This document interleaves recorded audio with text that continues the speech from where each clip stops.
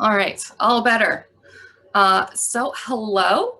My name is Rebecca Demerspanzer. I am a Gold Award Girl Scout, and I have been in Girl Scouts since I was a daisy. And so that's been a very long time. I got my Gold Award back in 2004, and I've been a lifetime member of Girl Scouts ever since then. I do a lot of volunteer work with Girl Scouts. I do not currently have any girls of my own, so I spend a lot of time running badge workshops and trying to bring you guys some really good content. And when they announced this badge, I felt that it was something that really needed to be done soon. So I reached out to a bunch of politicians and judges here in Seattle, Washington, where I'm coming to you from, to bring you some folks who know what they're talking about in terms of the government. So I know a lot of you are coming to us from around the country. All of our representatives and judges today are local to the Seattle area, but what we're talking about applies to the structure of government across the country. I'm going to start with something that we're starting to do here in Seattle to acknowledge the land that we're on first.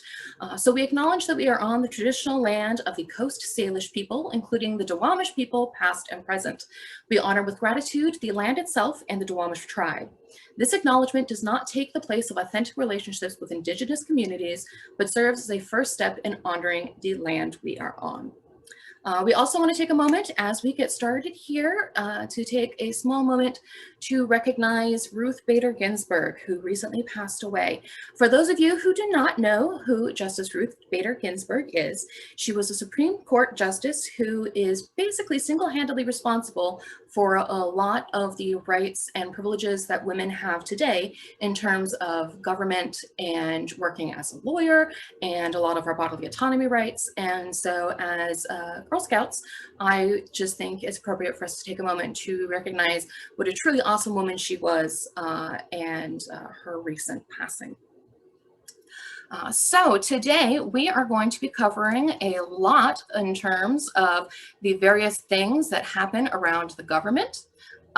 So what we're going to start with is we are going to get started with sort of brief overview of the structure of the government. First, we separate the government into the federal and the state governments. Federal government refers to the laws and the courts of the United States as a whole. The state governments, each state has its own rights and its own laws that they get to determine and to judge on their own. This is the way that the US was set up to ensure that the government didn't override the individual rights of the people, because a lot of the people that were in the United States when they started writing all of its original laws were really sick and tired of the monarchy and kings and queens being able to take over a lot of what was going on in that time. So we have state and we have federal government. The state and the federal government have very similar structures within that and the way that they run. We're going to talk a little bit about both of them, and we are going to start with some of our state government. So we are going to get started with Councilmember Lisa Herbold. Councilmember Lisa Herbold, let me tell my tech fairy to let them in. There we go. Hello, council member. I'm just giving you a quick introduction. Councilmember Lisa Herbold represents the 1st District in Seattle, which encompasses West Seattle and South Park. She was elected in 2015 and re-elected in 2019. And she is also registered as a nonpartisan member, which means that she is not necessarily a Democrat or a Republican. And we're going to talk a little bit about what that means, because I know a lot of the terminology that you're hearing right now revolves around Democrats and Republicans. So briefly, Council Member Herbold, what does a council member do? So the Seattle City Council and city councils across the country are the legislative branch of our local government. So like we all learn in school about the three branches of government, there's an executive for the city. The executive is the mayor. There's a legislative body, and again for the city, the legislative body is the council, and the federal government is Congress. And then we have a local court system as well. As Rebecca mentioned, our council members affiliate with a party as individuals, as personal people, but for purposes of being on a city council, we have a nonpartisan city council. And so none of the 9 members of the city council nor the mayor have a party affiliation associated with their role on the city council, but I am a registered Democrat. Excellent. So as a council member, what is your responsibility in terms of government? What is it that you're overseeing and help make happen at the Seattle level? Sure. So again, since we're the city council is the legislative body, we primarily are engaged in passing laws, passing legislation that affect sort of the local operations, both of city government and public life. We also are the budget making authority for the city. That might sound separate from the legislative process, but it actually isn't. Budget making is part of the legislative process, and the way that we pass a budget is by passing legislation that does that includes appropriation authority for different functions of local government. So that can, when I say local government, the city has many different local municipal departments, everything from your electric and your water department, to your fire department, to your police department, to your parks department, to the transportation department that fixes the roads. There are a whole bunch of different city departments, and about 10,000 city employees in the city of Seattle, working for city government across all these different departments. And when we pass a budget, and we happen to be in the budget making process now, we are passing a budget for all of these different departments and all of these different employees in these departments to do the public's work. So basically, you're like the parents of the house. You're setting the rules and you're assigning the allowance that everybody's getting to do their jobs. Yeah. Excellent. Yeah, because it can sometimes get a little confusing when we start talking about legislation, we start talking about budget and all of this, and when we boil it down, it really comes down to that. We're setting the rules for the people who live in the city, and we're setting how much money that we have to do the things that we want to do. Like for instance, right now, I know that we have a bridge that needs to be repaired. And so the West Seattle Bridge had a bit of an oopsie, and so we're looking at how we're going to be dealing with that. And so I assume that there's a lot of conversation around how much money we have in the city of Seattle to fix the bridge or replace the bridge and all of this. And I imagine those conversations are getting a little heated too. People have really strong feelings on either side. And for folks who aren't familiar with West Seattle is sort of like a peninsula. It's not quite an island because it is connected, but there aren't very many ways on or off the peninsula, and the West Seattle Bridge was one of those ways. And there are about 90,000 people who live on the West Seattle Peninsula, and the bridge carried about 100,000 trips in each direction every day, and it is closed now. And that is resulting in people having detours to get off of the peninsula, and it means detours through neighborhoods that traditionally didn't see a lot of traffic. And yeah, we've been spending the last 6 months deliberating whether or not the bridge can be fixed, or whether or not it will just cost too much money if you're just, you ever have a family car where, there was a really big repair that you had to make to the family car, and your mom and dad were wondering, boy, do we make this really expensive repair, or do we just get a new car? That's kind of where we're at right now with the bridge. And people have really strong feelings on either side, because fixing the car, we'll be able to do that faster. It'll cost less money, but we're not sure if it'll last long enough. Replacing the bridge will take a lot longer, which means we'll be stuck in traffic in these detour routes for much longer, and the cost of the repair will be more. I mean, the replacement will be more. Yeah, so you got a lot of things on your plate that you have to talk about with the other council members and negotiate all of those things. And let's take a look for a little bit at the difference between, because we're talking about transportation right now, what a city council is concerned with when it comes to transportation versus the federal government. Because the federal government also is in charge of a lot of transportation issues in the country. So if we were looking at two different pieces of legislation, something that was going through the country's legislative body versus something that you're looking at, what's the main difference in what you're looking at there? Well, it's really about the responsibility of the asset, the responsibility of the who owns the infrastructure. So the city is responsible for building and maintaining city roads and bridges.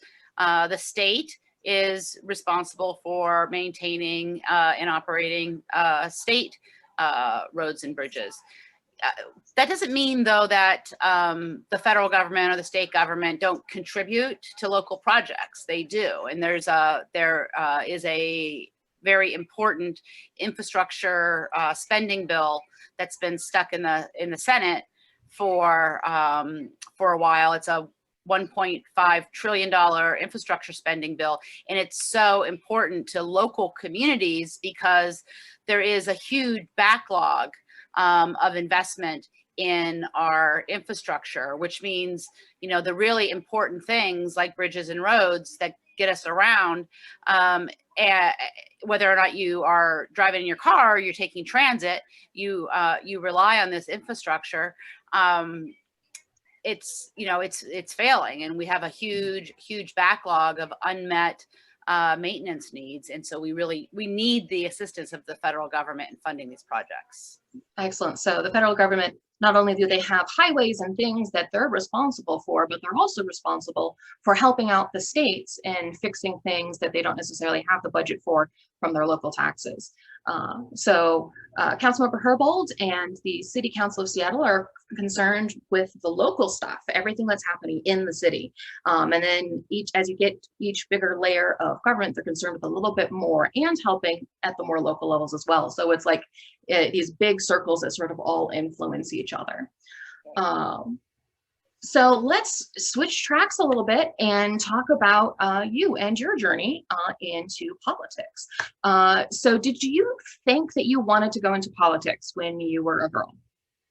I didn't. I was always, really concerned about what was going on in the world around me, whether or not I was talking about my community, things happening actually around me, literally around me, or more broadly in other in national and international politics. I've always been really interested. I had a family where this was table talk at dinner time, and I was politically active as a young person. My parents used to take me to protests against the Vietnam War or protests for civil rights. So I was always very aware of what was going on, but I never saw myself as being, so I always knew I was going to work trying to make the world a better place, but I never imagined I'd be doing it from inside government. And so my first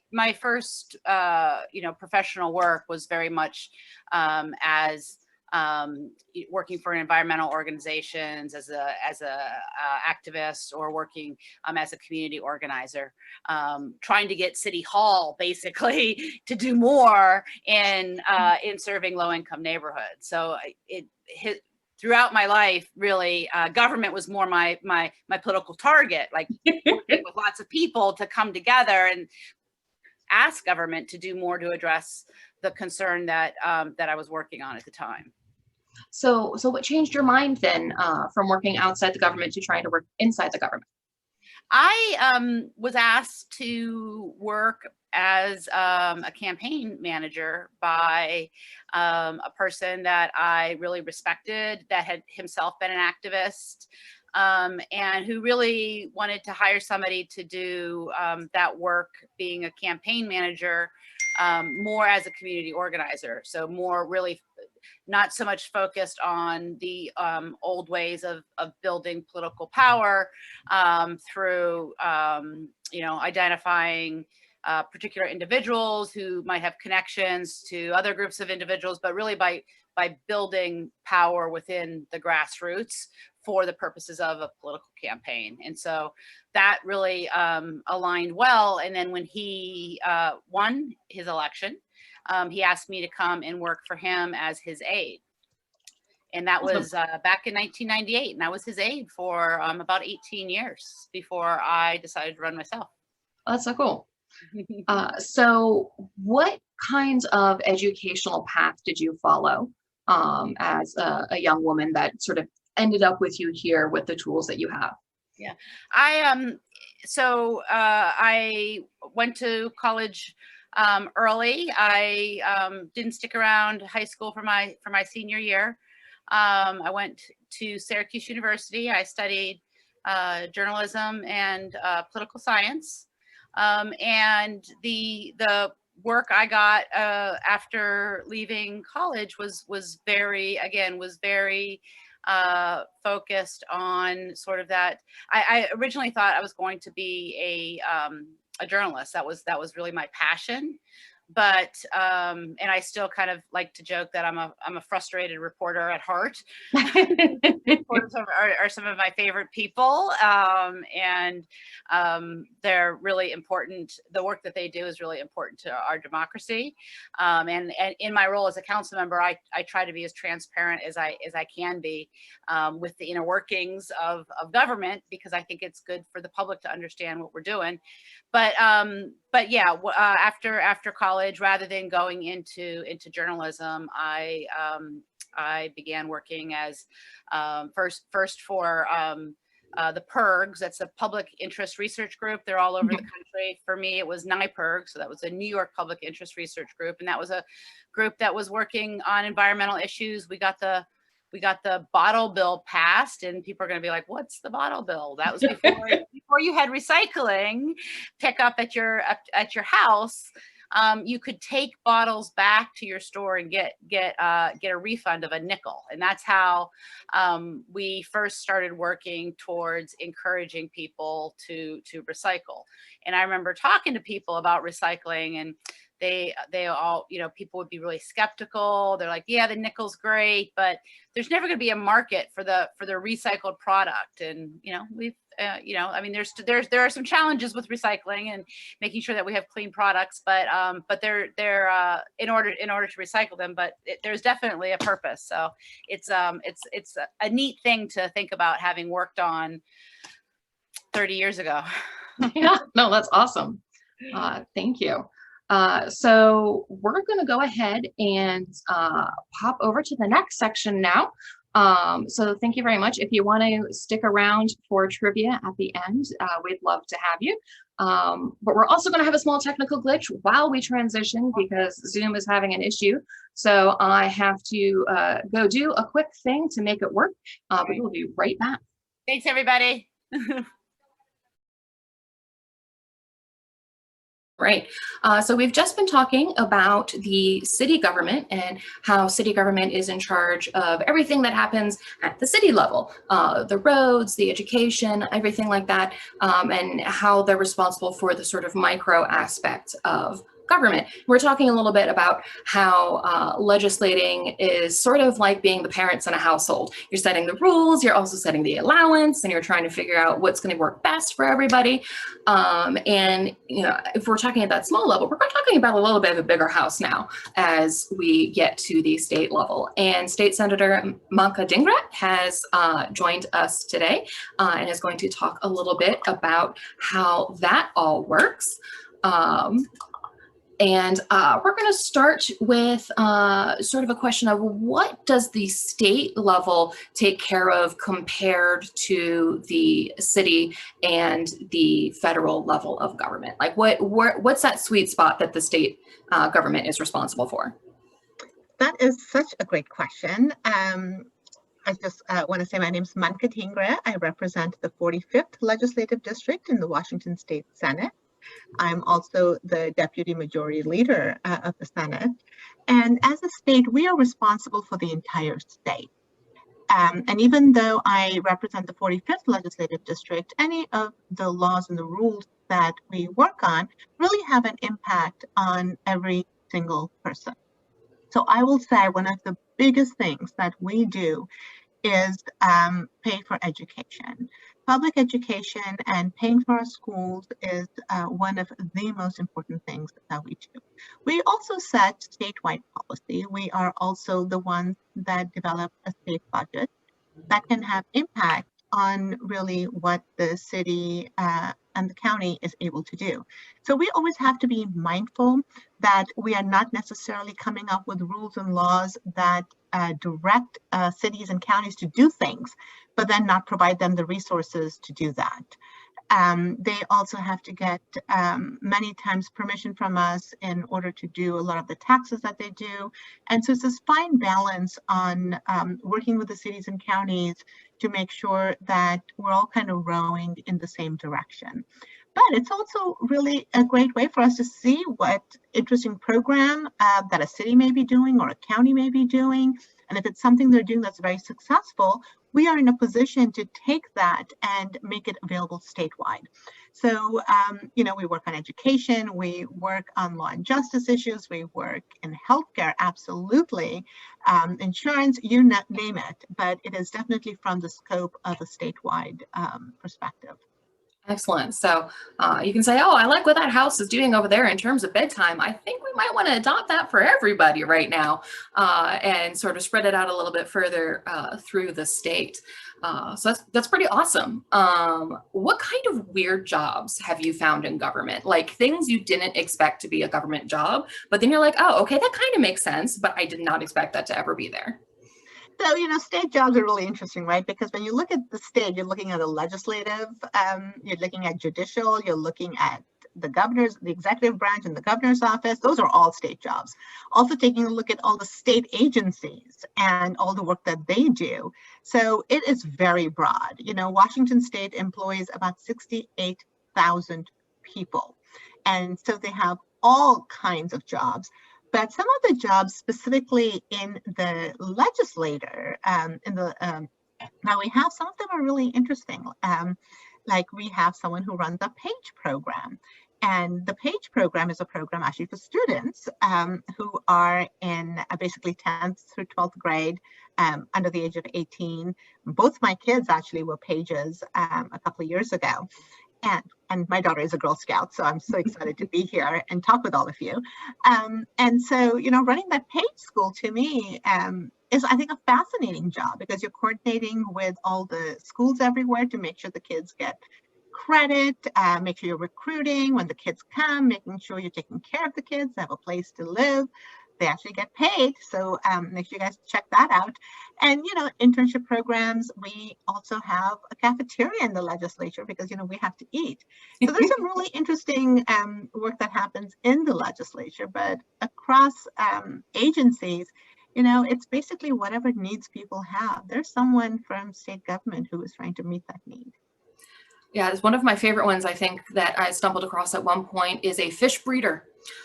Someone who is in charge of making sure that the fish are breeding well. And so their entire job is to make sure we've got tons and tons of salmon in our rivers here in Washington State by helping them breed and things. I was like, I didn't know that that was a government job or a job at all. Like I didn't expect that at one point. So that's one of my favorite ones to throw out there. I'm like, hey, this is an actual job you can do. If you like being hip deep in water all the time, probably your jam. So there's just a whole broad range of things that are available. And it's so important for our environment to make sure our fish are healthy. Right? Yeah. From the bottom to the top, fish are super important. So switching gears a little bit to more of you and your track through life. Did you always know that you wanted to go into politics?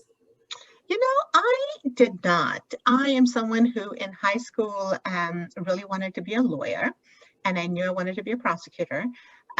So that was definitely my track. I was always interested in politics. So in my undergraduate degree, I actually have a degree from Berkeley with a major in political science and history. And I, went to law school and I started working at the King County Prosecuting Attorney's Office.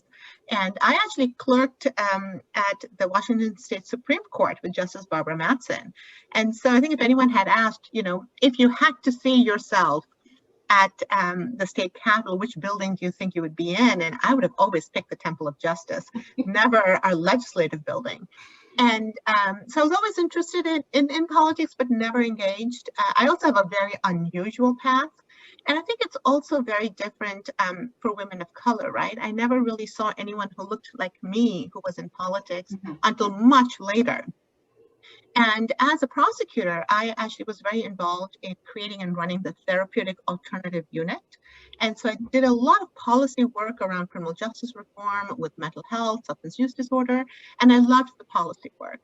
But what really got me involved in politics was actually our last presidential election.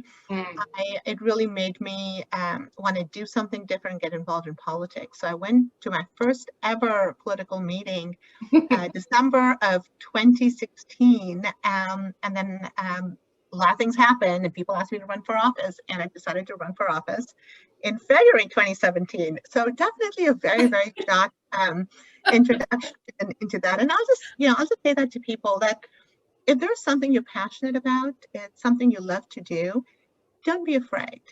All of us have our own community, we have our own power, and it's really important to make sure you're leveraging that in order to do what you think you need to do. So definitely a very unusual track into politics for me.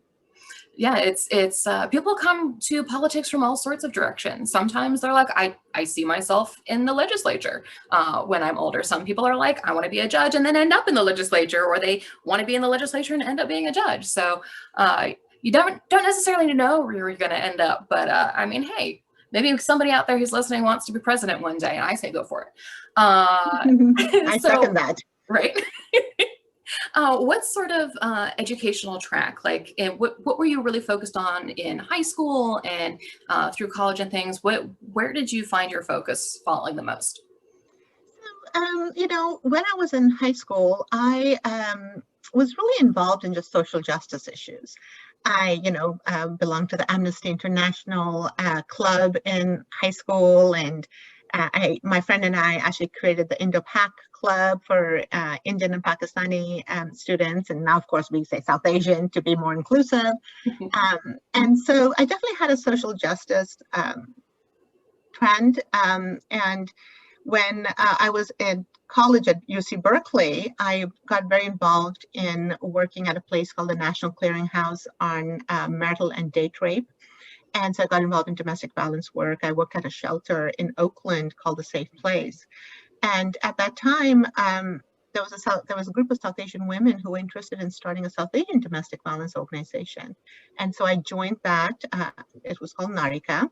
And then I'm someone who went directly from my undergraduate to law school. And so I started at the University of Washington Law School right after my undergraduate degree. And I wanted to continue my work in domestic violence. So I'm one of the co-founders of an organization called CHAYA. It's a South Asian domestic violence organization that helps survivors of domestic violence, sexual assault, and trafficking. And so my passion has always been in the nonprofit world with helping people, especially like the most vulnerable in our communities.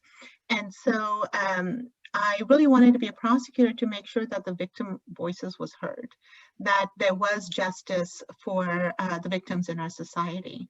And there I got more and more involved in working with mental illness. So I'm on the board of the National Alliance on Mental Illness East Side. And so, all of that work just lends itself to doing policy work. And so even now in the Senate, I actually chair a behavioral health subcommittee that works with all issues around mental illness, addiction, substance use disorder. I'm vice chair of law and justice. You know, being a prosecutor for 20 years, my chair takes civil matters and I take criminal matters, and I sit on healthcare and I'm on Ways and Means. And the Ways and Means Committee is the one that decides where all the money goes. Interesting. And a lot of people don't realize this, but I think if you think of our budget as a representation of our values, it's a good way of thinking of it, because the things that we value are the things that we need to put our money behind. Absolutely. That's awesome. And it's interesting sometimes the effect that you have on politics, even if you're not necessarily aware of it happening. When I was in college, I had an English and psychology degree, and decided to pursue English and writing, and that's where I pursued my time forward. But my undergrad psych thesis actually got published on a website, and it was looking at women from abusive relationships in terms of two disorders: post-traumatic stress disorder and Stockholm syndrome. And there wasn't anything really like definitive that came out of that, but there were some interesting correlations that could bear some further research. And I get 3 emails a year still, this was like 15 years ago, of people that are like, hey, I have questions about this study that you ran. I'm planning to run it in Iran. I'm planning to run it in India. I'm planning to run it in Brazil.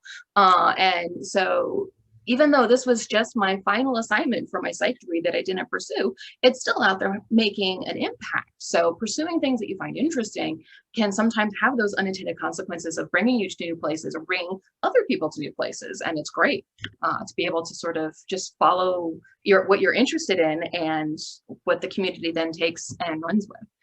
So that's fantastic.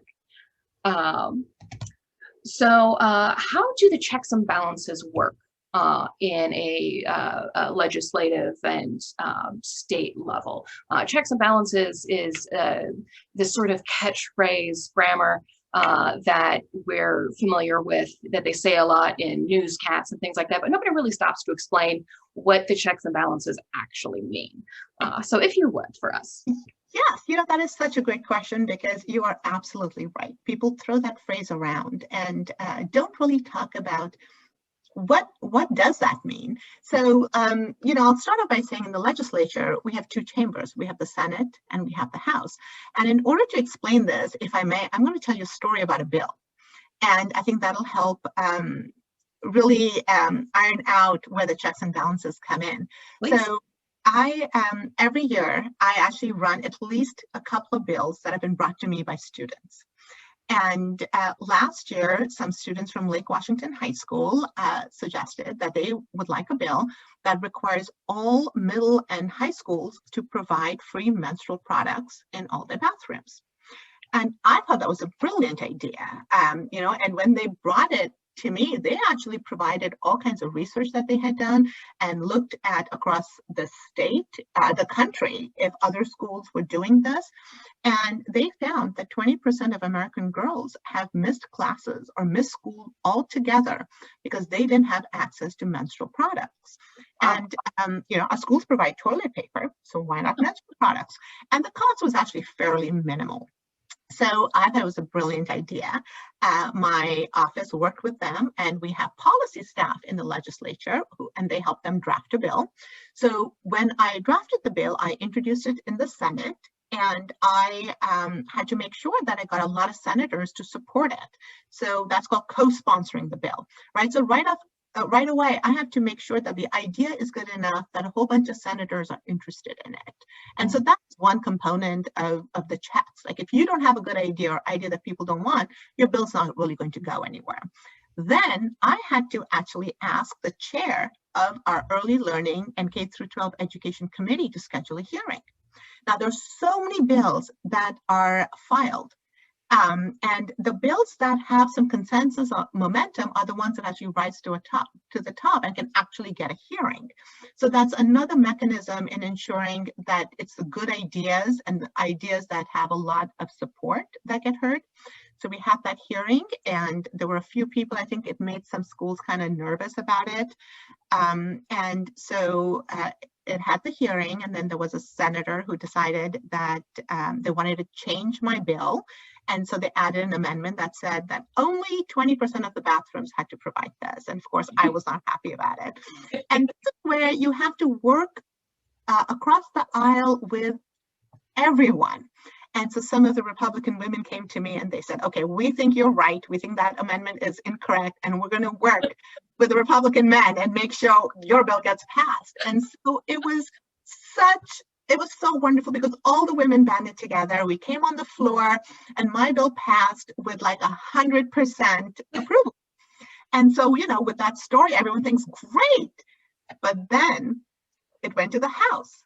And here's again where the check and balances comes in, because it has to follow the same process through the House. And it did not even get a hearing in the committee. And so the bill died.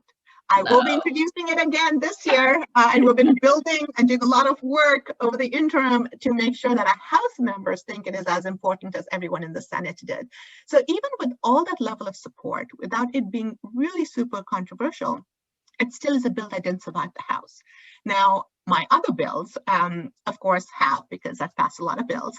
And so for a different bill, it would then have to go through the same committee structure. It would have to go through, you know, either law and justice or healthcare or public safety. It'll have to be approved by all the committee members. It would then have to go through the Ways and Means Committee. It would have to get on the floor. Everyone would have to vote for it. And it would have to be in the same format in both chambers. So the exact same version in the House and the Senate. And once that happens, then it goes to the governor's desk for a signature. Now, the governor can choose not to sign the bill, or the governor can choose to make some changes to it. Because in Washington, the governor has the ability to do a line item veto. And only once it's signed can it become law.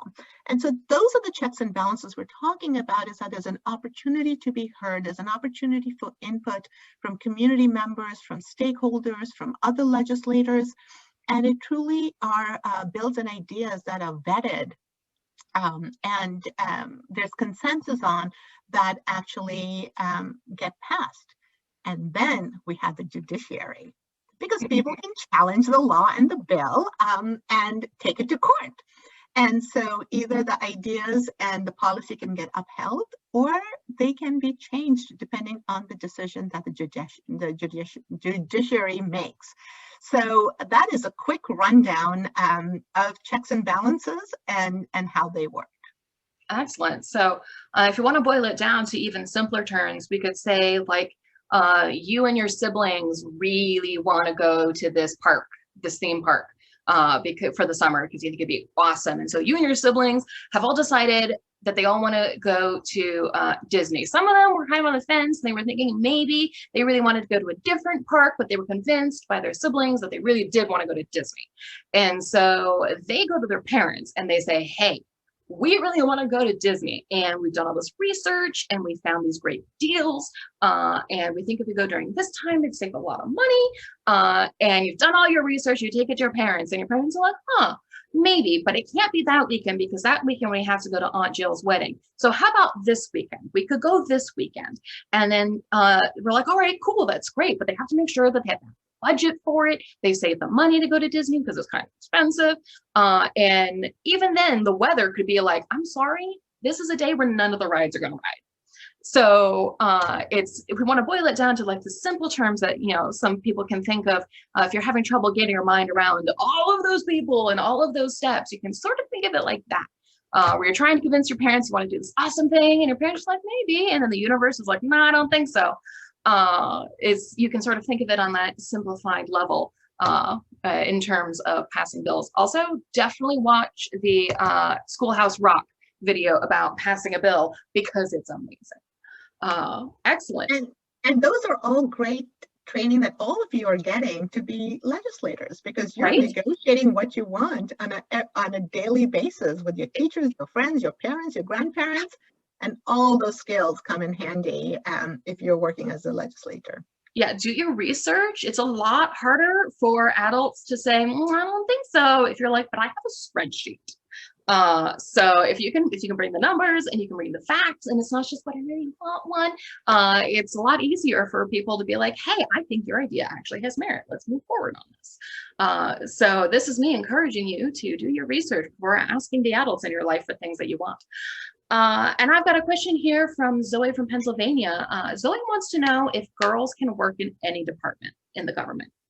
Absolutely, Zoe. You can work and do whatever you want and work in whatever you want to do, from law enforcement to prosecutor to kindergarten teacher to the president. I mean, you can, well, that would be federal government, but absolutely you can. And, you know, I'll tell you, for the first time, I will say, however, that women are underrepresented in leadership positions. They're underrepresented in government. And so there's a lot of work to be done in making sure that our voices are heard, that we have a seat at the table. You know, I mentioned in my introduction that I'm a deputy majority leader. We actually have 2 deputy majority leaders in the Senate last year. It's me and Senator Saldana. So we have 2 women of color who are deputy majority leaders. In our House, we have the first ever woman who is Speaker of the House. And, you know, it's really great to see all of these advances that women are making everywhere. And so that's what I tell people. It says, don't wait to be invited. You know, you just open that door, pull out that chair, and take a seat at the table, and make sure you leave the door behind you open for others to follow. But dream big and go after it, regardless of what it is. Absolutely. I think one of my favorite quotes coming out of this current presidential election was Senator Harris, and her, excuse me, I am speaking. Make sure that your voice is heard. Make that space for yourself. It's a little hard sometimes, but it's getting easier. So by the time you guys get up into the professional world, it's going to be even easier than it is now. Yes. So definitely do you it. know, when I ran, the year after I ran, you know, people were just saying it was the most number of women ever running for office, especially women of color. And so this one reporter asked me and said, oh, how does it feel to be a part of the Year of the Woman? And I said, the Year of the Woman was in 1992. I said, what we're seeing now, this is our new normal. Women running, women being in leadership positions. This is the future, and this is it. This is our new normal. So this is not about a year. This is about how we move forward as a nation and as a country and as the world. We're seeing women stand up and rise all over the world. Perfect. Thank you, Senator Dhingra, and thank you for being here with us today. We're going to go ahead and let you go, and we're going to move on to our next part of government. Thank you very much for joining us. Thank you. It was absolutely a pleasure. Anytime. So the next part of government that we are moving on to is the federal legislative government. So far we've talked about the city government, which is each individual little city. So whether you're in Seattle or New York or Houston or Chicago or the smaller cities and states, towns in between. And we've talked about our state government with Senator Dhingra, where each state has their own legislative body. And now we are moving on to talk about the federal legislative body. And when I say federal legislative, those are 2 big words that you may not necessarily understand the meaning of. Federal means I'm talking about the whole United States. So all of the states all together are called the federal government. And legislative just means the House of Senators and the House of Representatives. And we've talked a little bit about those 2 terms without really defining them, what the House and the Senate actually are. So who I have with me now are 2 women who work with Senator Patty Murray, who is one of Washington State senators to the Senate. Kyla Blair is the Director of Outreach, and Mindy Lindquist is the Chief of Staff for Senator Patty Murray. So thank you 2 for joining us on our chat today. And let's start there real quick. Let's define what the Senate is and what the House of Representatives is. So what's the difference between the 2? Well, the Senate has 2 senators per state, and the House of Representatives, their representation is divided up by population, that decision is made after a census count, and then you have redistricting. So I believe there's 435 in the House. I believe it's 435 in the House or 437. Right. Okay, I'm a Senate person. I know there's 100 of us. But that's the difference. And it takes both houses to pass a law. So you have to pass a law. You have to pass it out of the House and the Senate for a bill to become a law. Excellent. Perfect. Thank you so much. I want to give us a couple of facts as we're diving into this. So between the two branches of the federal legislature, we have 55% of the people in that are women in the 115th Congress, which is 2017 through 2019. And 73% of current female senators are Girl Scout alums. 55% of the women are Girl Scout alums overall. 51% of the women currently in the House of Representatives are Girl Scout alums.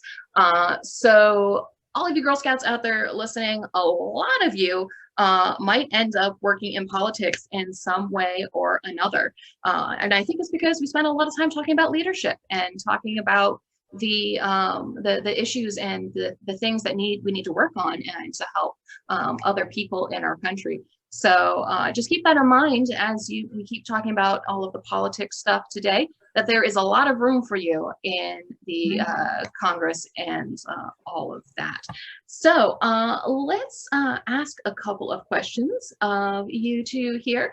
So could you give me a brief overview of what it is that you do for Senator Murray? Great. So I will start and then I'll let Kyla jump in about her job. So I'm Senator Murray's chief of staff. So I oversee her team in both DC and the state. And a big part of my job is just making sure, because there's only one senator, there's, about, I think 90 of us on her staff, and then not to mention all of her constituents in Washington state. My job is just to make sure her voice is represented throughout the organization. A big part of my job is kind of also like the train engineer, making sure things are running on time, and that the state is talking to DC and different departments are talking within each other. So it's just a big part of my job is just communicating within the team, and then also communicating with folks on the outside as well, and being her surrogate at different events that she can't get to. So I have a definitely, and then just actually also probably being one of her closer counsels on just, being able to talk through things with her that she might not want to talk through with other folks. So it's really a lot of listening with that as well. And then kind of in a way, also kind of being a little bit of an umpire of, what people, if somebody wants to do something or not do something, like just really making sure it always is in a line with, Senator Murray's values and priorities. Excellent. And well, a lot of times we're talking about the political stuff, but I also assume that sometimes boils down to, they're like, well, we need to test these two suits for the camera for the debate she's going to be doing. And you're like, she'd never wear there's a lot of, some of it is, yes, even down to that. So it's like the big issues, like where does she stand on things like federal funding for state parks and federal parks, or it's all the way down to making sure that she's represented in every way that she wants to in terms of the country. So that's great. Yep. Kyla. Yeah, so I'm the outreach director, statewide outreach director. So the senator, as Mindy was mentioning, the senator has a state team that's located back at home. And on that state team, we have about 12 folks who do outreach. And so those outreach folks are assigned either a region or an issue area that's either important to the senator or just something that is important to Washington state. So the issue areas, we have someone who does immigration outreach, and then also we have several people who do veteran affairs outreach, so making sure we're connecting with veterans. And then everyone else is assigned a specific region. So I think we have 8 regions total. Mindy, is that right? I think so, yes. Out of 90 people, I don't remember exactly. Yeah. And those outreach directors are actually living in the areas that they're representing so that they can meet with constituents regularly. They know what's going on, and then they can get the information of what's happening on the ground back to the center and back to DC, so that as DC is working on policy or different bills that they may want to introduce on behalf of the senator, they know exactly how that's going to impact Washington state and how it will benefit Washington state residents. So I oversee and manage that whole team. And then when the senator comes back into the state, which is fairly often, we will do events with her where she meets with constituents. And so myself and my team work on who she should meet with, making sure she's connecting with the right constituents and the right groups, and talking about important issues that might be going on in Washington State at the time. So that's a lot of what I do with Mindy's blessing. Yeah, Mindy's the one going, yes, no, yes, no, yes, no. Yes, no, yes, no, yes, no. But I think Kyla and Kyla's team I was an outreach director, and I think they have the best jobs in all of the office, because they get to be out and about in the community and like doing really good things, and you get to see firsthand some of the changes you're actually making within the community. So the state team is really, I think it's super cool what they do. Yeah, that's awesome. It's fun. So speaking of that, what's your favorite change that you've worked on that you've actually gotten to see some of the results from, like actually see the impact that it's been having? Ooh, Mindy, you want to take that one? I think it goes really back to a lot of the things that I was doing when I was an outreach director. You can just I was an outreach director in Southwest Washington, and I can to this day drive around and see different things that, because of the work I did in conjunction with the senator and other members of her team, we were just able to make a lot of differences in communities. And so I just think whenever we can just help people and we can see that, it just, it's what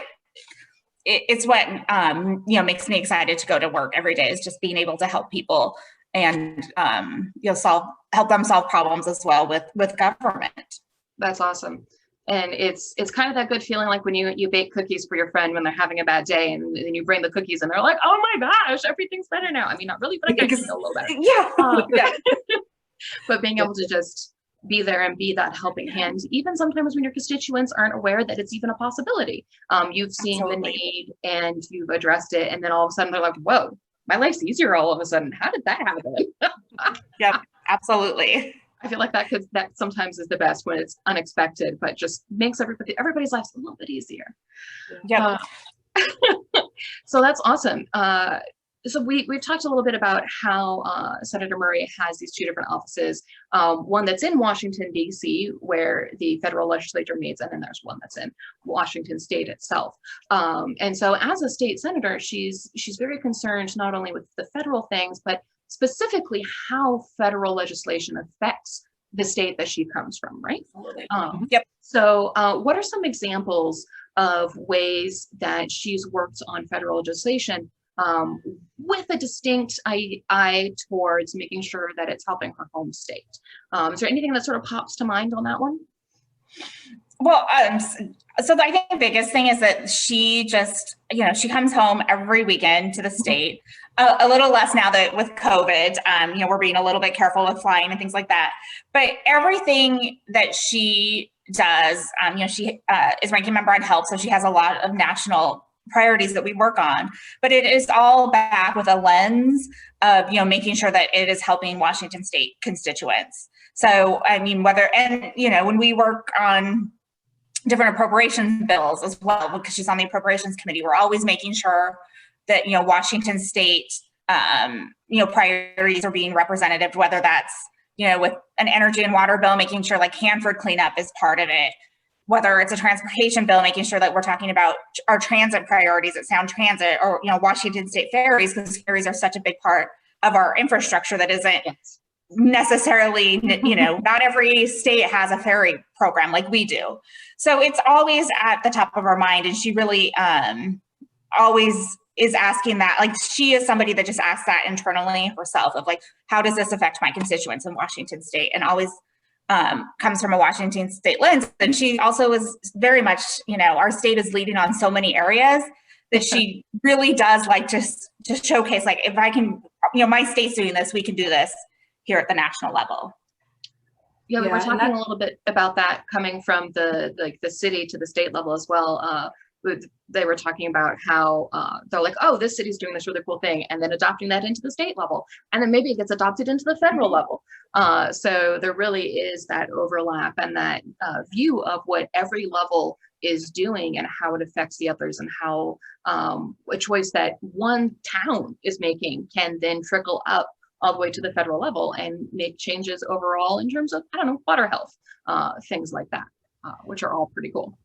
Yeah, I would say also, as coronavirus started, she was getting daily updates from the state staff on kind of what was going on, boots on the ground for all the different areas and regions and constituencies.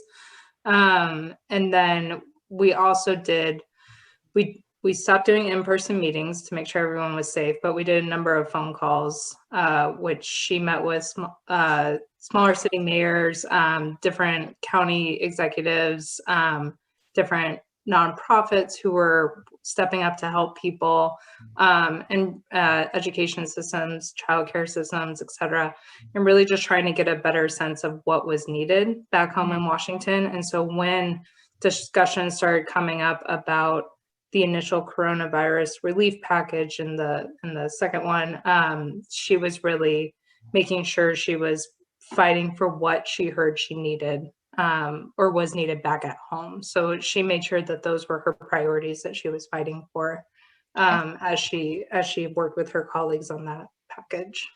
Excellent. Yeah, it's sometimes hard when you've got such a large country to make sure that things at the federal level are helpful to everybody, and trying to make sure that what Tennessee needs is also incorporated into what Washington State needs. Like, Tennessee doesn't need ferries, but they really need, you know, their highway infrastructure to be like solid, because Tennessee's got lots of highways but no ferries. And then again, in, you know, more immediate terms with coronavirus bills and things like that, it's sometimes really hard to make sure that all of these people with these vastly different needs are accommodated in terms of these bills, so that everybody is helped. It's something that I don't think a lot of people think about when they start talking about legislature, and especially when you hear people talking about it on the news, is they have these very strong opinions about what is going on with bills and legislatures, but we're not necessarily thinking about everybody that's affected. Maybe they're thinking about just a very small portion of people that are being affected. But if it's a national bill, you should really talk about everybody, right? Yeah. That's where it gets started.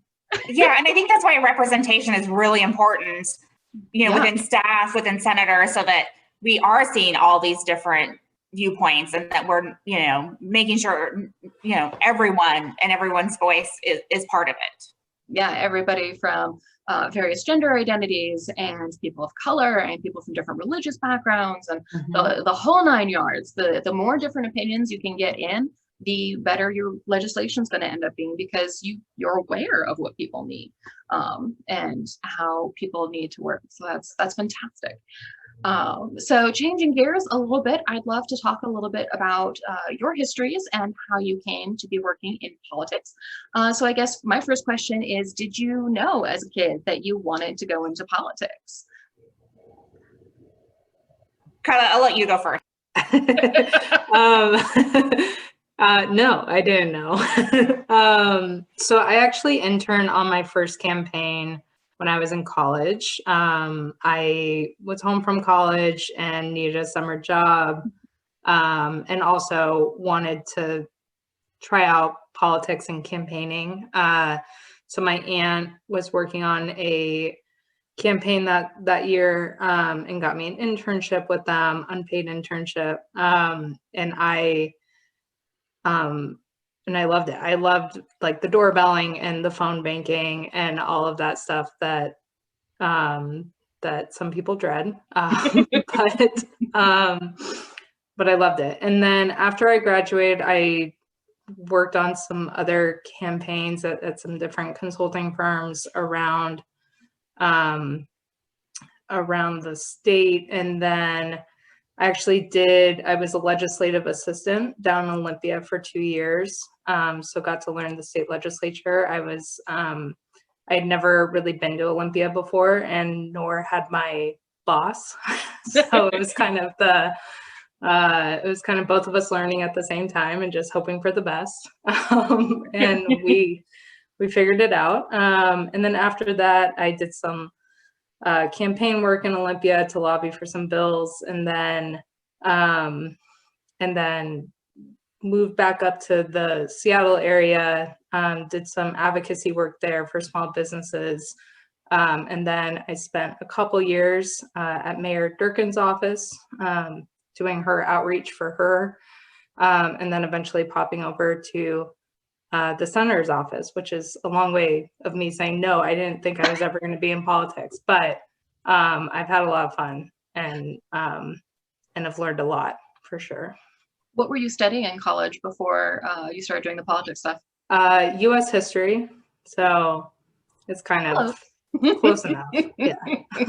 At least you learned the lessons of where we've been as you were coming forward. Because if you don't know your history, doomed to repeat it. Yeah, exactly. Mindy. No idea. And I again, an internship in actually Governor Locke's office was the one that really made me excited about politics, excited about being involved. And, I started out in Senator Murray's office a long time ago. I started out as a staff assistant, answering the phones, doing clips before we had the internet. It was literally cutting the newspapers out, taping them on a piece of paper, and then faxing them to DC. It was, I enjoyed it. And I worked my way up. I left her office a couple times, worked, other places, and then just came back about a year and a half ago to be your chief. But it is a lot of fun because you do get to make a difference every day in someone's life. And so it's been a lot of fun, but I had no idea. And I think the biggest piece of advice I can give everyone listening is, if you don't know what you want to do, go do an internship. If you kind of think it is something you want, I'm a really big believer in internships. Yeah. Or even if you can't snag an internship, volunteer on a campaign. Volunteer on a campaign, absolutely. Volunteer if you like working with animals and you're like, maybe I want to be a vet. Go volunteer at a shelter and see if you can stand absolutely. it. I learned very quickly I could not. I was sure I wanted to be a vet until I volunteered with PAWS, which is a great organization, but I cannot handle that. Anytime you think you might maybe be interested, go try it. You never know what's going to happen. Mindy, what did you think you wanted to be? I really had no idea. I mean, no idea. It was my senior year of college. I needed an internship to graduate. I had no idea. I was actually really scared because I wasn't sure. I had a business administration major. I probably thought I would go into business. Who knows what that meant? I did not know. But the minute, I think I was a week into my internship and I was like, this is what I want to do. Beautiful. It can also definitely go the other way. A friend of mine in college was a politics major. He was there on a full ride for debate scholarship. Went and did an internship in DC for the summer with one of the Oregon state senators. Came back and went, never again. So definitely take that time to try things out, because you never know where you're going to end up on all of those. Yeah, let me see if I think I've made it through all of the questions that we had for the federal legislative. That's what we're talking about. So thank you very much for joining us today. If you guys want to stick around for trivia, there are prizes. It will be in just a few minutes after we do talk to the judiciary. But thank you, Mindy and Kyla, for spending some time with us today. Great. Thank you. Thank you so much. All right. And the next folks we will be talking to are two federal judges. Now, the judiciary, or the court system, I'm not sure how you've heard it referred to before, but this is the group of folks who deal with people after they have been arrested for a crime, whether it's against a state law or a federal law. And the judges that we have with us today are from the federal judiciary. So they deal with folks that have broken federal laws, so the laws of the whole country versus just the state. A brief overview of how the court system works for everybody is after you've been arrested and charged with a crime and you make it to a court, you're seen at a first level of court, and whatever the outcome is, if you're found guilty, you can then appeal it to a next level of court, the appellate court, which I remember because it's the appellate court is how I remember it. And then if you're still found guilty, then you're like, dude, really, I didn't do it. You can then appeal it to the Supreme Court, and there's a Supreme Court at the state level, and there's a Supreme Court at the federal level. And your trial follows the path of the courts for the laws that you broke. So if you broke state law, you're going to stay in the state courts. If you broke federal law, you're staying in the federal courts. On very rare occasions, something may come from a state court over to the federal system if some federal laws end up being involved, but it's very rare for that to happen. So for the most part, it stays in one of those two silos. But we have with us today Judge Tyler and Judge McCandless. Thank you for joining us.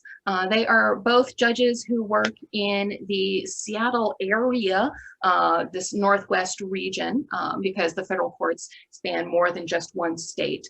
But I'm going to go ahead and dive in with a couple of questions for y'all. So how do you see the judicial branch of government? Like, what do you see its primary role is within the whole mess of government? Well, I'll start. So the judicial branch is obviously the third branch of government. And really, if you look at the state level, the city level, the county level, federal level, you've usually got in some form or another three branches. The executive, of course, enforces the laws. And in federal court, that's the United States Attorney, the prosecutor, they're enforcing the laws. And then the legislature, which makes the laws. And that's represented by the statutes and laws that are passed. And then the judicial branch is resolving questions about the laws. So if there's a dispute between two parties, they come into court and the judicial branch resolves that dispute. If there's an alleged violation of law or criminal law that the prosecutor brings a case, they bring that into court and we resolve it. So we have to kind of sit back and wait for the cases to come to us. But once they do, then we make decisions. So that's where we fit into the scheme of things. And it's not just on the federal level, it's on all of those different levels too. All those various levels. And I sometimes like to think of it like when you get in a little bit of trouble and you go to the easy parent first and you're like, hey, so this happened. And they're going to say like, well, you're going to get grounded for that. And they're like, well, maybe if I talk to the other parent is like, all right, you're double grounded. You're going in and you're like, all right, man, I screwed up, or I really don't think that this new rule, this new curfew that we have is fair. I think it's like invasive on my personal privacy. We need to like discuss it. So it's going in and asking for judgments on either things we've broken or on things that we think might not be entirely fair. So if we're thinking of it sort of boiled down to the family scale level, which we've been doing with a couple of the other groups, that's really how to think about it. It's the parent going, all right, now you screwed up. Or maybe we can negotiate on this one. Yeah, I think you might be right. 8 p.m. is a little bit early for a high school student to need to go to bed. So maybe we can make it a little bit later. But it's also not just individual to that person, it's whether the law itself is fair, and it has to be raised in the context of a particular case. We don't just weigh in and make decisions abstractly, but once the case is there, not only do the parties argue about what the penalty or sanction or fine or whatever should be, it can be an argument about whether the law is clear or whether it was applied fairly or whatever. So judges also resolve issues about the law itself. Excellent. And sometimes it's disputes. Like if there are Right. disputes between, I think of it in state court, it's disputes between neighbors who might live next to each other about where a fence belongs. But in federal court, it can be disputes between states or people from two different states. So it becomes a little bit broader and bigger, or people who have disputes between countries, and those can end up in federal court as well. So it can become many states involved, and yet it can just be very tiny in state court, which is two people disagreeing about where a fence belongs. I've found following some of the, I follow a lot of boards online about court cases and things, and I find the one that's most interesting is fence law. Man, people get hit up about fence law. They have feelings. You get Or these trees. right? Trees. Tree law. Yeah. Oh my goodness. Whether a tree should come down or not, and yeah. They cut the branches on my apple tree. Right. Yeah, no, there's a lot of feelings involved at the small level. So it can be just as like impactful on the personal level as some of the really big laws. So it gets real interesting sometimes. So for the both of you, did you know as a kid that you wanted to become a judge? I'll take this one first. No. So what did you think you wanted to be, and how did you end up getting to the judiciary instead? Go ahead, Paula. Well, there was a time where I thought I would be a fighter pilot in a plane somewhere, but the course for that looked too onerous. And at a certain point, I realized that I wanted to be involved in the law. I remember the very first case that I read when I was at university, and in many ways it affected me, and a whole world was opened up to me. And I thought that watching someone stand next to someone else in court was one of the most honorable things I've ever seen in my life. How you stand up for someone else, how you speak for someone else, how you help someone else when they can't on their own.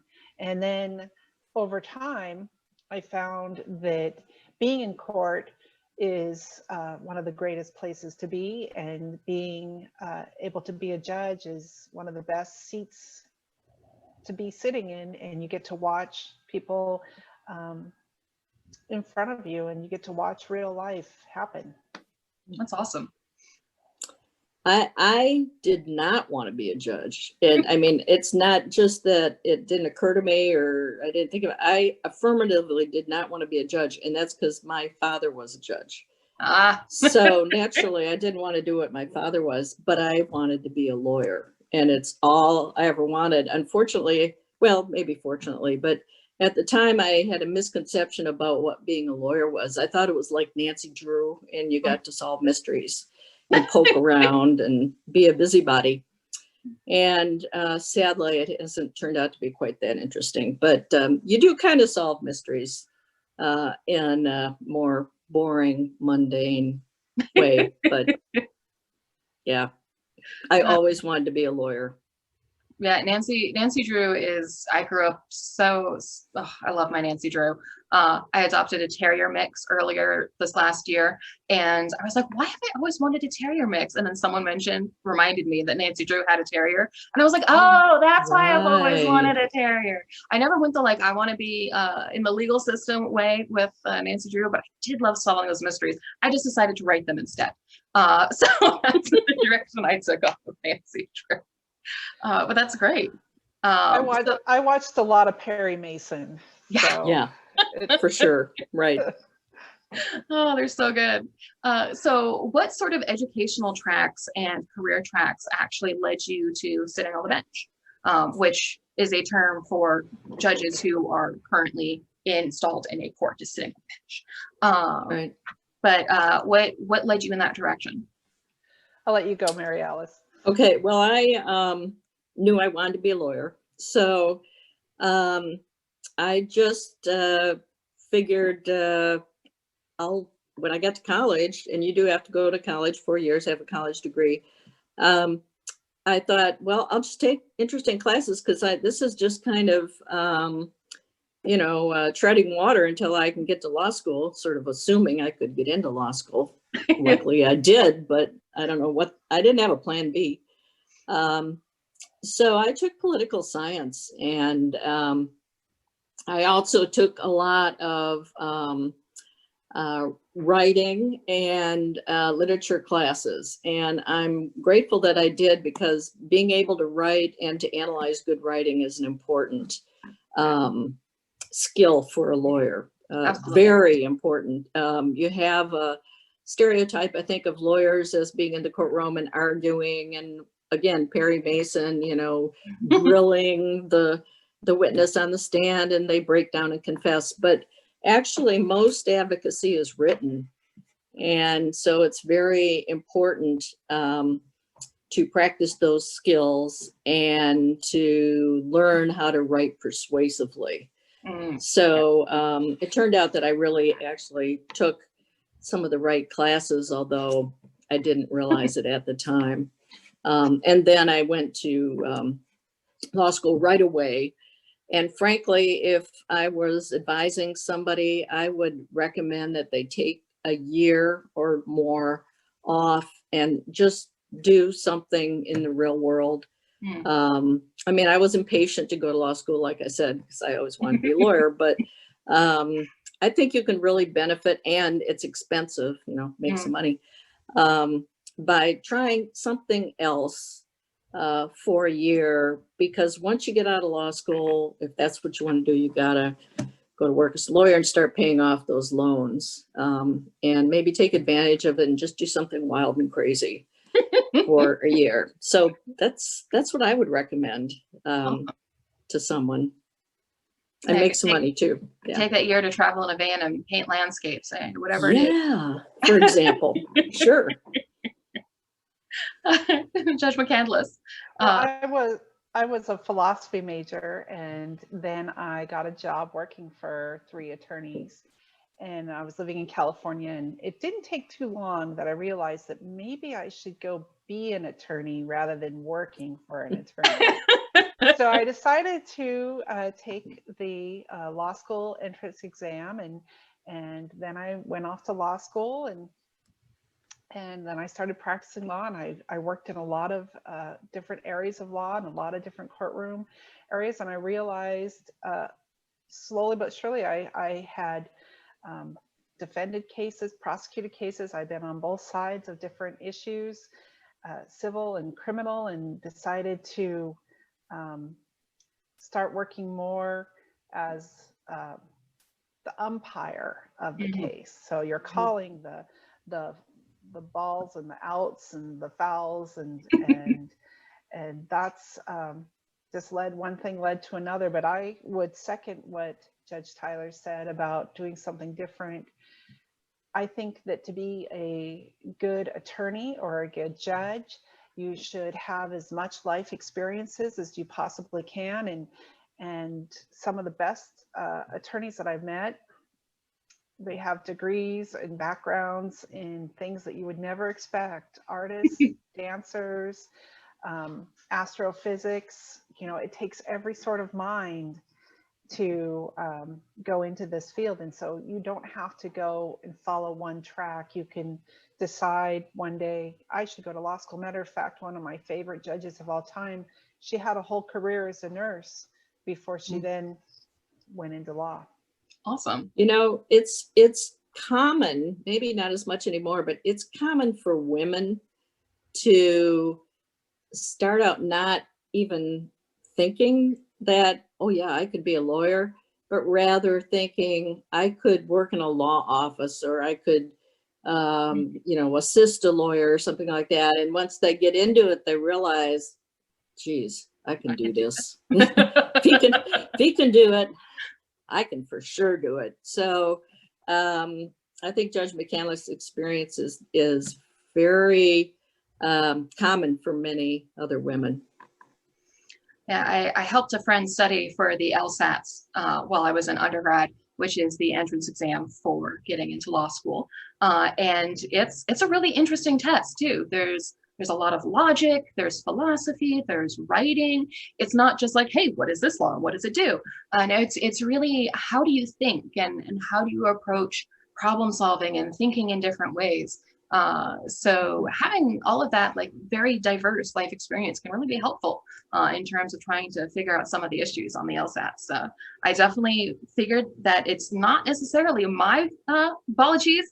I don't like logic problems so much. I like making logic problems. That's what I like. I don't like solving them. But it was really interesting helping them study and getting into law school and the whole process behind that. They were coming from a political science degree because they were very certain that's the trajectory that they wanted to take in life. But yeah, coming from philosophy, coming from psychology, coming from all sorts of backgrounds, you can get some really interesting perspectives on the cases that are coming in front of you. So I'm going to talk briefly about how people become judges at different levels. So at the state level, if you're going to become a state judge, it really depends upon what state you're in and what the process is in for that particular state. In some states, like in Washington State right now, we're actually voting on several judge positions in the state. And so in Washington State, you can vote for judges to go into the state level. In other states, they're appointed by the executive branch and confirmed by the legislative branch. So the governor of the state will say, hey, I think this person's a really good judge for this particular court. And the legislative body will be like, are they? Oh, okay, I think they're all right. And move forward from there. And when we get to the federal level, all of the judges are appointed by the executive branch. So both of you guys had to go through being appointed and confirmed and onto your seats. And what was that process like for you? How did that work? So we're, as our little name tag says, United States magistrate judges, and the legislature, the U.S. legislature has authorized a certain number of seats per federal district to be appointed by the judges. And a lot of that is because we haven't had a judge's bill in decades, like a generation. Maybe that would add new judges despite the population numbers going up. So we sit for 8 years. I think you're 4. I'm Judge 4. McCandless, yeah. And I'm in my third 4-year term. A little known fact is that most state court judges, even if they're in a state that elects judges, are appointed first. And that is because I'd say maybe half of the time, maybe a little more than half of the time, there's a vacancy. Maybe someone retires early or is appointed to another court. And so there's an opening, and when there's an opening and there isn't any election coming up, then the executive, and so like for state court, that'd be the governor, appoints a person who then runs again in the next election, but they appear on the ballot as an incumbent. And there's a lot of advantage to being an incumbent. That's why if you look at the ballot, you see so many unopposed positions. Many. And in fact, in King County, I think if someone is not opposed for re-election, I don't think they even appear on the ballot. So you might not even know that. I think there are 2 seats here. And in other states, usually it's the same way. If it's elected, very frequently people are appointed first and then they have to run for election. Awesome. And one of the terms you use there, incumbent, is a term that's also being thrown around a lot right now with the election. And for those of you who aren't familiar with the term incumbent yet, it just means the person already in the seat. So they've been sitting in the judge's chair or the senator's chair for the last little bit, and maybe they were appointed, maybe their spouse passed away and they stepped into the space to fill it.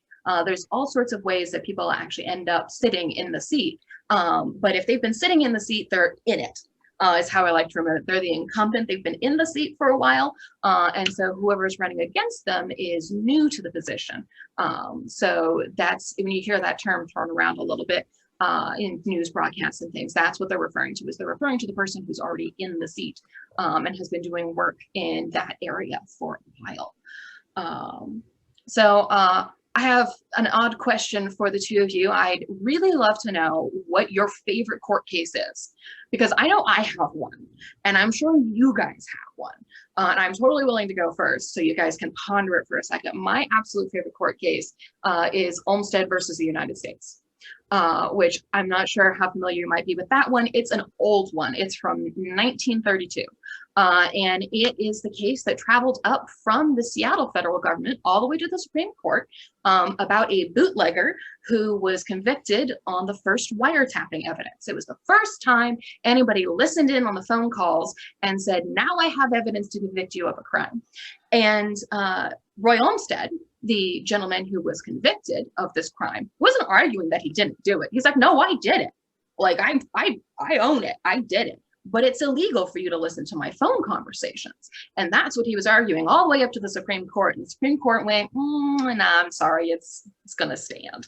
And he only actually did 4 years in prison, but it was the principle of the thing. And eventually, Olmsted versus the United States was overturned, which is why you now need a warrant to listen in on phone conversations of suspects. But for a very long time in US history, it wasn't illegal for the police to just listen to your phone calls. So that's, I think, one of my favorites. And it's hilarious to read the transcripts on that one because, oh man, it's like it was written for film. There's so many funny people and funny lines in it. And it's almost like this comedy of a routine of a court case, and currently writing a play about it because I love it so much. But what are your two favorite court cases?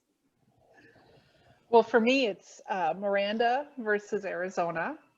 And that's where we get the verb to be Mirandized. And it's an amazing case from 1966. And the United States Supreme Court said that when a person is being questioned by police and that they have to be read their rights and if they are going to be arrested. And everybody hears this, and so many people know this. And I think movies and TV have done a lot to teach this to everyone, but the idea that you have the right to remain silent, that anything you say can and will be used against you, you have a right to an attorney, you have a right to have an attorney present before any questioning, and then you have a right to have an attorney appointed to assist you if you cannot afford one. It's incredible to me the scope of that case and how it's infiltrated people's minds. They know it. And matter of fact, people in other countries will often say, well, I have a right to an attorney, and they don't realize that that right doesn't go everywhere. And so it's amazing what Miranda has done in the world and for people's sense of what's fair and what's right. And I really, I think it's a fascinating way that everyone has learned these important rights, your Fifth Amendment right of the Constitution, that you not be compelled to incriminate yourself, and your Sixth Amendment right to have representation. And so it's a big deal. Yeah, we hear it in TV shows all the time. Anytime somebody's arrested in Law and Order or Castle or whatever crime TV show you're watching, they use the Miranda rights. And I love watching TV shows from other countries and the variations on the rights. I watch a lot of TV shows out of New Zealand and Australia and England and all these places, and it's a little bit different in each place. But the takeaway is you should always ask for your lawyer. Right. You have the right Don't to do talk. They Don't talk. They don't assume that you are guilty if you ask for a lawyer. They assume you're smart if you ask for a lawyer. So anytime you end up, talking to the police or anything like that, it is your right and it is your responsibility to say, hold up, can I have a lawyer, please? Just because I don't know what's going on. And the lawyer is there to explain to you whatever the process is that you're going through at that point in time. So that's something I always like to make sure that people are aware of, is you have that right and you probably should. But yeah, Judge Tyler. Well, my case is kind of a different one. It's called Tinker, Tinker versus Des Moines Independent School District, which is from the Des Moines, Iowa School District. And Mary Beth Tinker was 13 years old. The case started in 1969.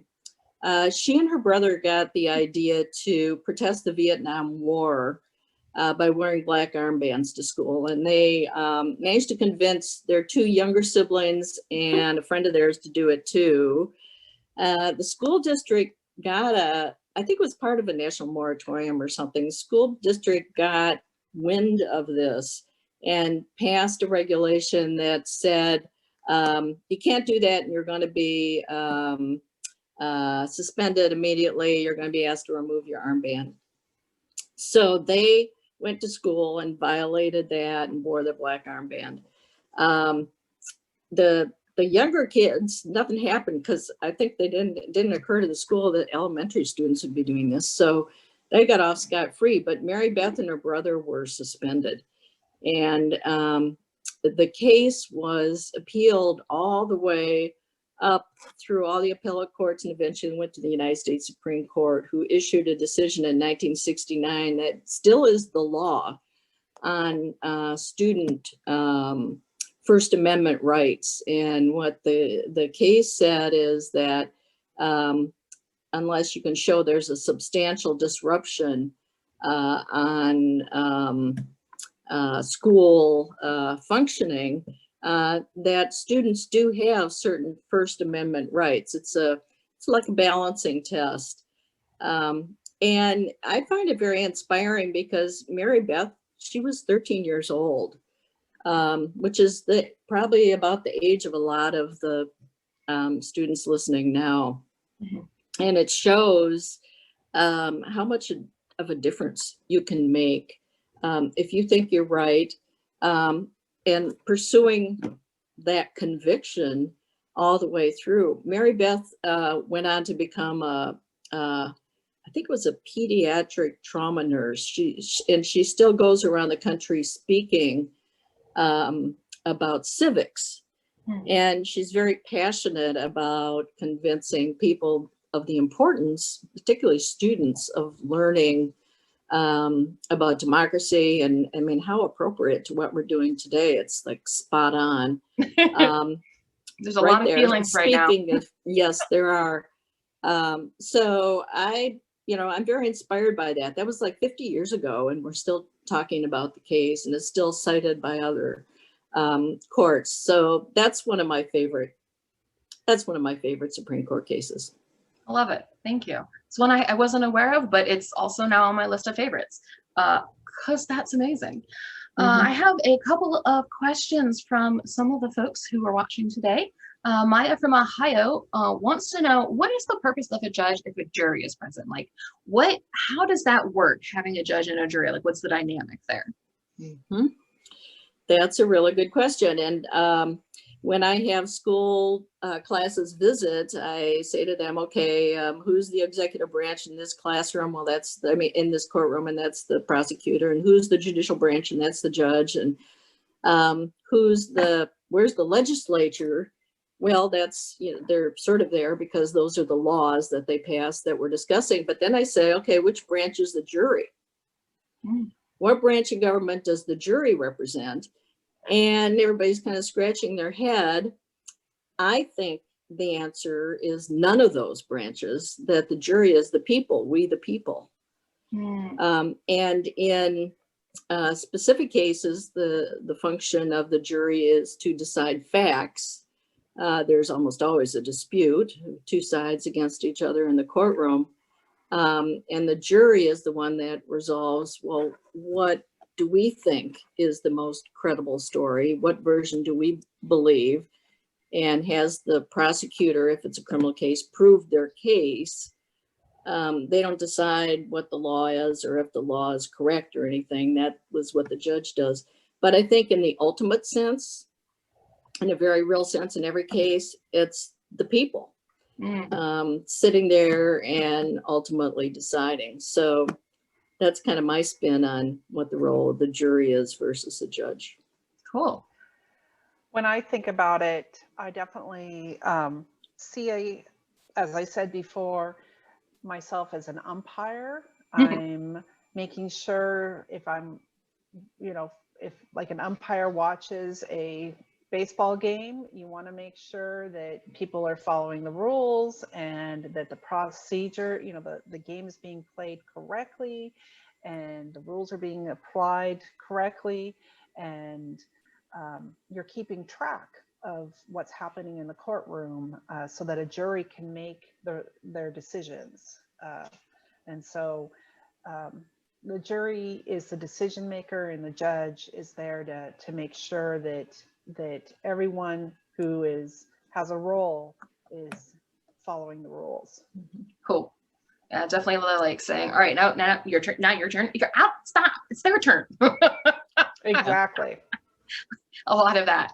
I had a lot of fun being the student chair for Model UN in high school, which when you get to high school, you can do fun things like that, like pretend you're on the UN. And I got to be like, okay, now it's your turn to talk. Now it's your turn to talk. Now it's your turn to talk. I don't know. Maybe I just like being in control, but I thought that was a really fun role to play.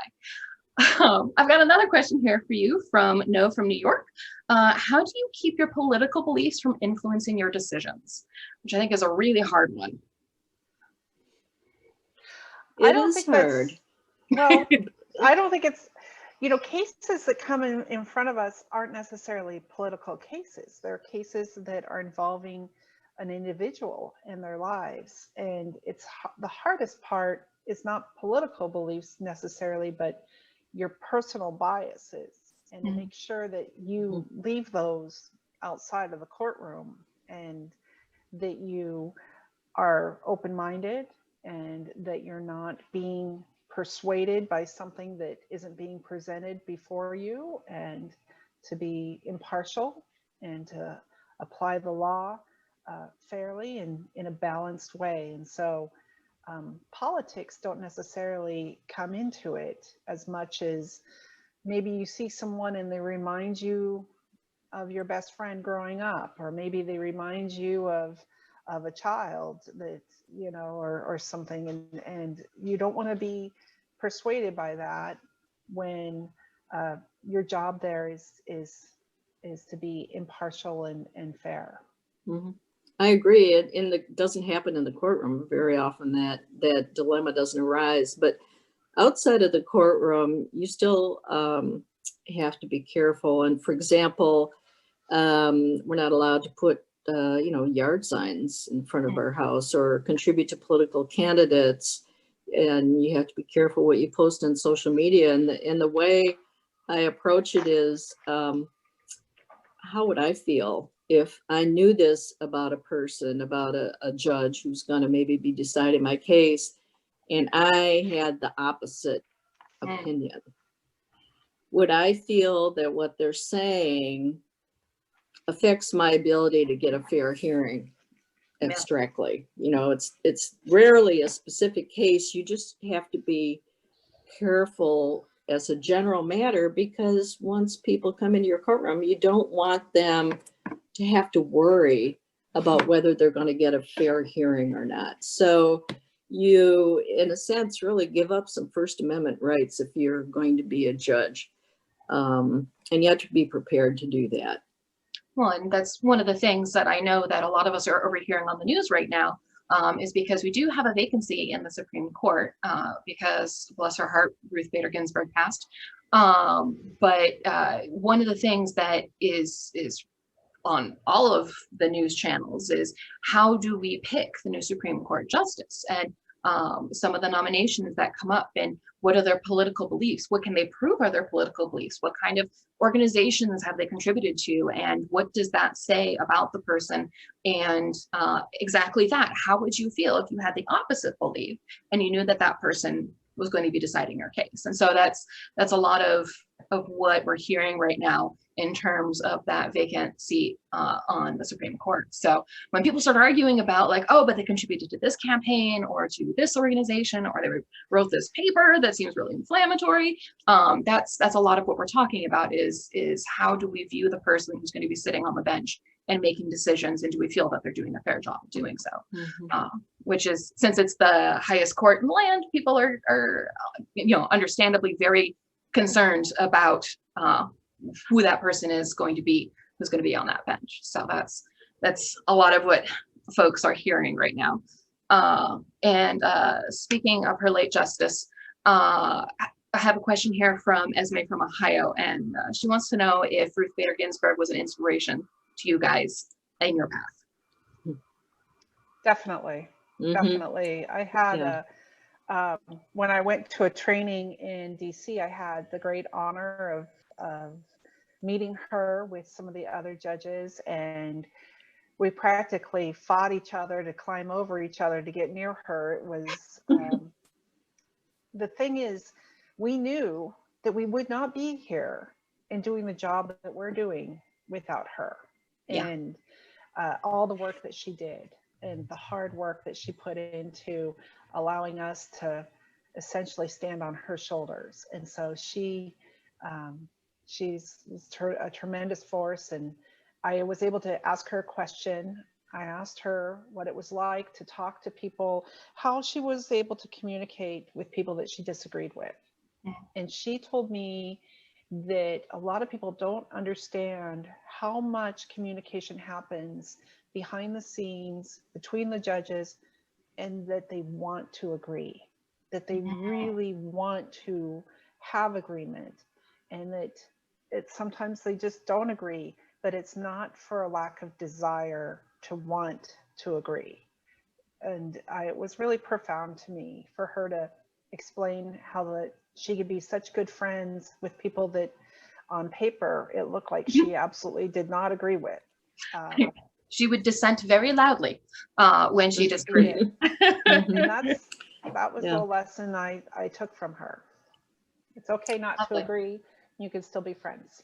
Lovely. Yeah, I met her as well at a judicial conference, and I think what inspired me was her work ethic and how she was fiercely herself for her entire judicial career. One example of that is everybody talks about are the collars she would wear over her robe. There's a word for that. It's a French word. I forget what it's called, but different ones depending on kind of the mood or what she was talking about.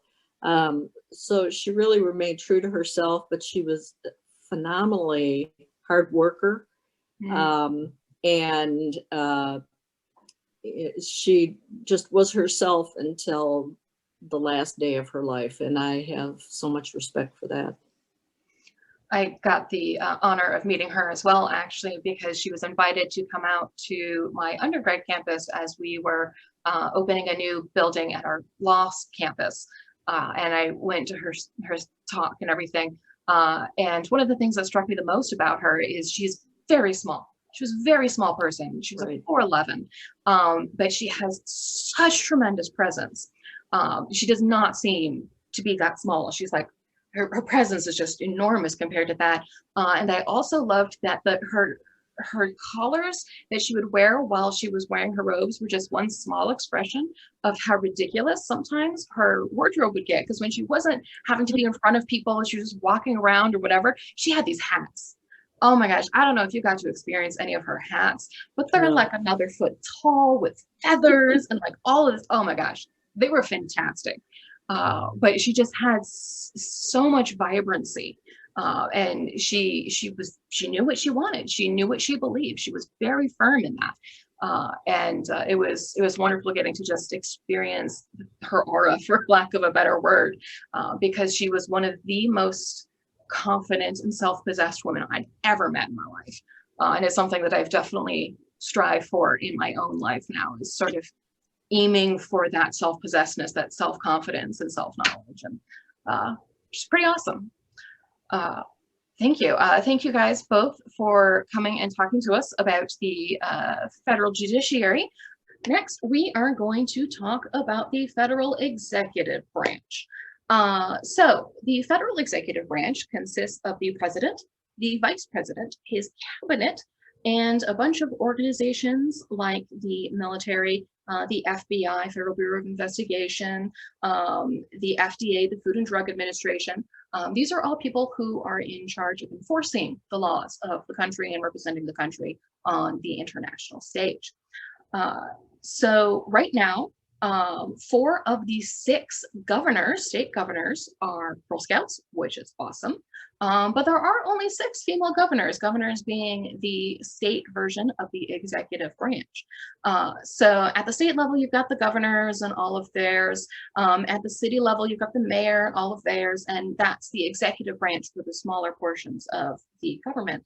When we're talking about the federal executive branch. We're talking about all of those people and just the hundreds of thousands of people it takes to make a country function.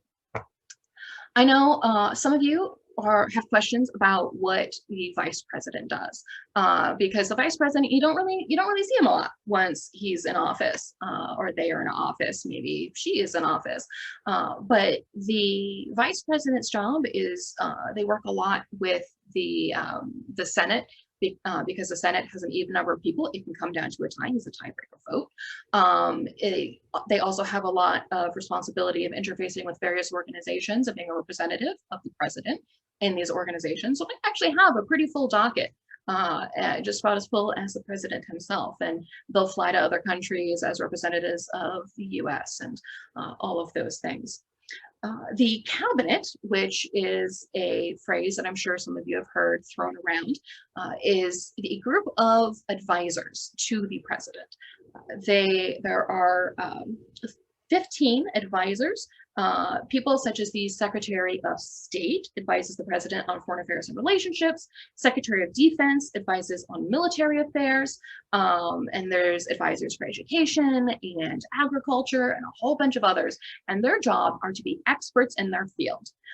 So for instance, the Secretary of Education is somebody who is an expert at the issues involved with education. And so they're going to be advising the president and all of his staff on things that have to do with education. For instance, right now, how education is dealing with the coronavirus and everything that's happening there. So they have that authority there to bring information to the president and help the president make informed decisions. Now, we've had 3 female secretaries of state in the United States. There's 3 so far. 3 is pretty good. We can do better. And all 3 of the secretaries of state who were in charge of advising the president about foreign affairs in other countries were all Girl Scouts: Madeleine Albright, Condoleezza Rice, and Hillary Clinton. The executive branch is also a very busy branch of people, so unfortunately we do not actually have somebody from the executive branch here with us today. We do, however, have 2 judges who are very willing to play some trivia with us about odd facts about US presidents. So buckle in, play at home, and see how many of these you can get right. Hold on. I can't do side by side. Oh well. All right, presidential trivia. And I'm going to basically just be saying like, all right, hands up if you think you know the answer. So the first one, who was the only unanimously elected president? George Washington. Yes. All right. Next one. Which president was also an architect? Adams, Harrison, Tyler, or Jefferson? Jefferson. Jefferson. Yep.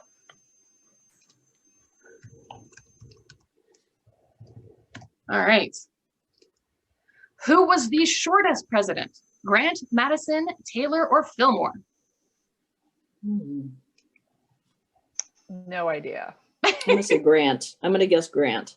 Nope, it is Madison. James Madison was the shortest president at 5'4". All right. That's not so short. That's not very short. He's the shortest president. So, I mean, not quite as short as Her Ladiness. But next question, which president liked to store things in his hat?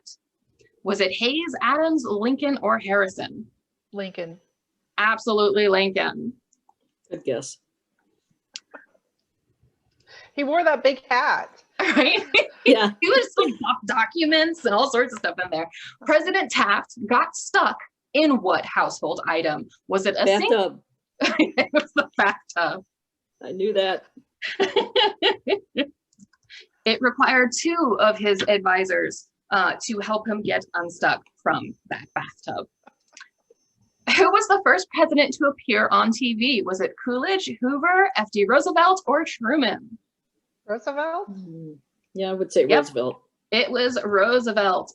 Franklin Delano Roosevelt was the first president to appear on television during a 1939 broadcast from the World's Fair.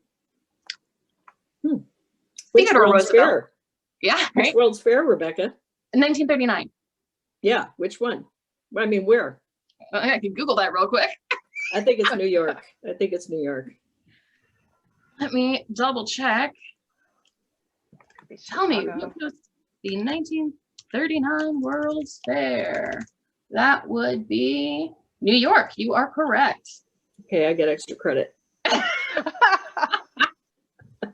Theodore Roosevelt is responsible for which popular kids' toy? Stuffed bears, scooters, rocking horses, or toy pistols? Oh, Bears. stuffed bear. Yep, That's too The easy. teddy bear. Yeah. that is why they are called teddy bears.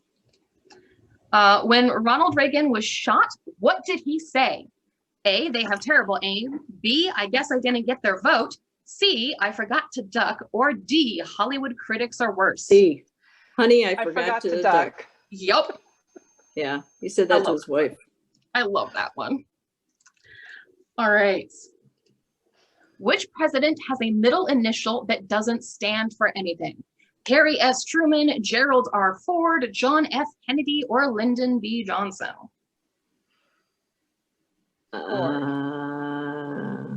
No, I think it was, who was the first one you said?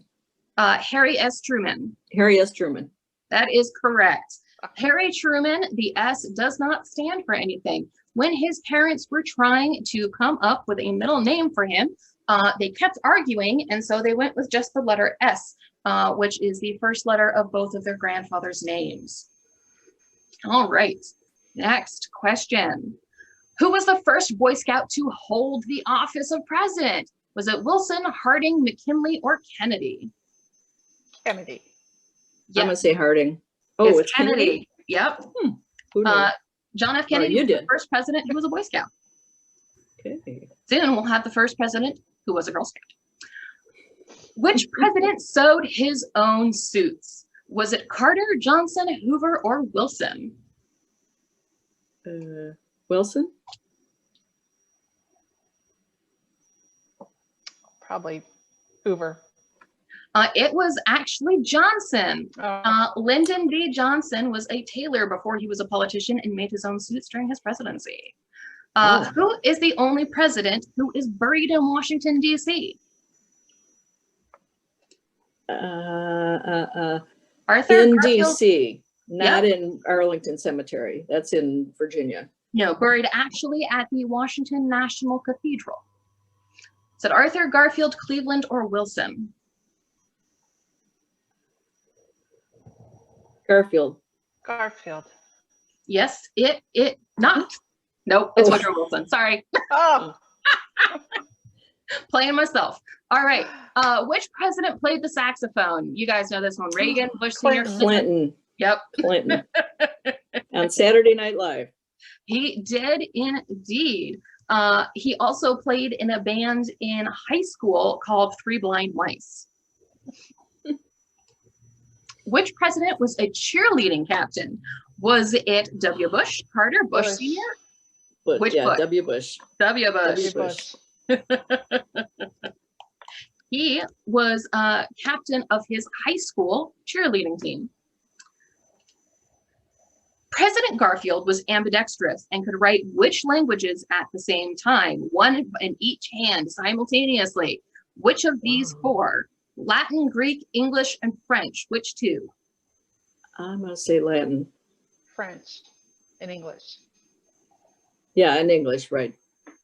So it was actually Latin and Greek that he could Oh do my at the God. same time. Latin in the left hand and Greek in the right. Doesn't sound very practical. Really doesn't. How would that come up? I don't know. How does any of this come up? Here's a fun one. President John Tyler had how many children? 2, 5, 15, or 20? 15. 15. He did. He had 15, all of them living, and most of them living in the White House with him. Last one. Which president has won a Grammy Award? Nixon, Reagan, Clinton, or Obama? Obama. Obama. Obama, exactly. Barack Obama won a Grammy Award in 2006 for his voice on the audiobook Dreams from My Father. All right, looks like you guys are pretty darn even. on these. So I'll let you negotiate who gets which prize. So I Very have judicious. I have 3 prizes here today, and they're all sort of a couple of them are RBG themed, and there's women who vote. There is a set of judgments, set of mints themed from Ruth Bader Ginsburg. There is no truth without Ruth, which is a collection of her fun and witty commentary. And then I have an enamel pin, which is a replica of a suffragette's pin, Votes for Women. It's a bird with Votes for Women down the side. Oh, cool. Oh, wow. So I'll take the mints. I'll take the mints. you want the mints? Okay. Which one do you want? I'll go for the book. For the book. Excellent. Let me stop my share. Ta-da. Excellent. I'm making notes of those so I don't lose them. I either want stuff in. Excellent. I will ship those out to you guys when we are all done. But thank you so much for participating. I'm going to record a bit more before I turn it off and then edit it and actually get it up online for people to watch. But thank you guys so much for joining us today. It was a lot of fun having you on. Can I ask a question? I have a trivia question. Absolutely. Go for it. What are the 5 rights that are enumerated in the Bill of Rights? This was a question that tripped up Judge Amy Coney Barrett, and I bet that most judges would miss at least one of them. Freedom of speech, a right to bear arms, freedom of the press,